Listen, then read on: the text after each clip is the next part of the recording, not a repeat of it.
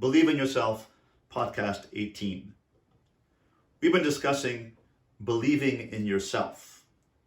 However, Judaism seems to be centered on theology, about serving God, about believing in God, about praying to God, about keeping Shabbos for God. So where do you and I fit into the picture? How does believing yourself fit into this picture of a God-centered universe? Let's analyze the Ten Commandments. Let's use some critical thinking of analysis of the Ten Commandments and analyze what the Rama MiPano explains as a code built in to the Ten Commandments. Here is a very beautiful ceramic expression of the Ten Commandments. It was given to me as a gift by one of my students, Irina, who studies with me every Shabbos morning in a personal growth vad at the Aguda Synagogue in Baltimore. And we have a group of about 10-15 people. We learn every Shabbos morning on the Parsha and what we can learn on a personal level, a personal growth vad based on the Parsha. She's a ceramic expert from Russia, and she lives here in Baltimore, and she gave this to me as a gift, a very beautiful gift. So if we have here the first 5 commandments to man and God, these are between man and God, Ben Adam Lamakom, and these 5 commandments, number 6 through 10, deal with man and man, between man and his fellow man, Ben Adam Lechavera. The Rama MiPano says, let's analyze this. It can't be that there are 2 ways of serving God, man and man and man and God. It must be one. God is one. Shema Yisrael Hashem Elokeinu Hashem Echad. Here, Israel, the Lord our God, Lord is one. There must be one way to serve God, not 2 ways, man and God and man and man. Rather, it must express a oneness. So he explains as follows. The first commandment, I am God, and number 6 are really one. They have the same underlying principle. The same underlying philosophical principle underlies number 1 and 6. The same principle underlies 2 and 7, 3 and 8 are the same, 4 and 9, and 5 and 10 are all the same. Let's work on this together. Number 1, I am God, and do not murder. What's the connection between I am God and thou shalt not murder? That is, if you see the I am God in your neighbor, you'll never come to murder him. You'll never come to hurt him or hurt his feelings. So this includes not speaking Lashon Hara, not having evil speech about other people or gossiping. You will not murder their character, not kill their character. So I am God and do not kill. Same principle. See the God in others, you won't come to hurt them. Number 2, do not have other gods before me, lo yelecha Elohim acherim al panai, and lo tinaf. Do not commit adultery. What's the connection? If I'm loyal to God, I'm loyal to my wife, to my spouse. If I'm loyal, connected, and committed to God, I'm committed to my spouse. So when I express the I am God relationship in the world, I express it through being loyal to my spouse. If I live the experience of I am God, I express it by being respectful and see the godliness in others. It's all one. Believing in God is seeing the good.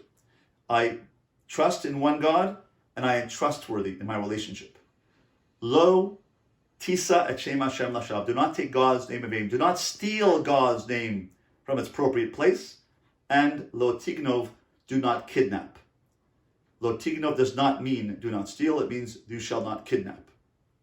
Elsewhere in the Torah, it refers to not stealing money. So you shall not kidnap God's name. Do not kidnap God's name from one place and place it somewhere else. Do not use God's name in vain. Do not curse God, and do not kidnap others. 4, L'zachoras Yom HaShabbos l'kadsho, honor the Sabbath day, and do not be a false witness. If you get this, you get 2 extra bounty points. Honoring the Sabbath, and what's the connection with that, and do not be a false witness? When we keep Shabbat, we are testifying that God is the creator.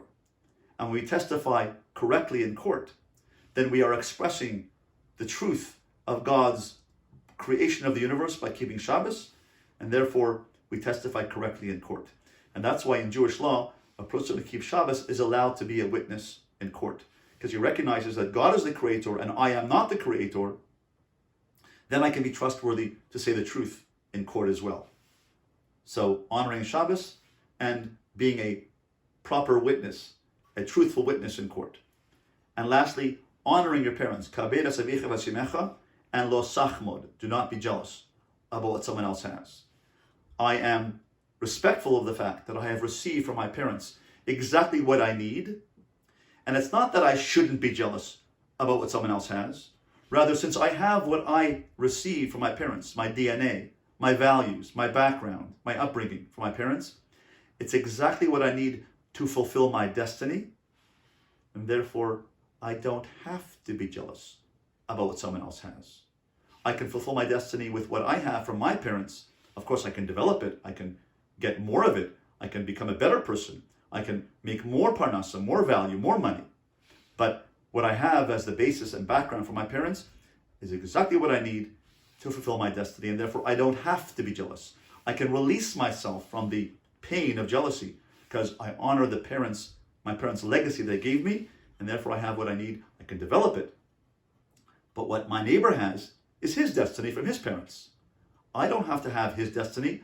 I have to fulfill my destiny. And therefore, the man and God relationship, these first five, and the man and man relationship are really one. I express honoring my parents in the world by not being jealous. I express keeping Shabbos in the world by being an honest witness in court.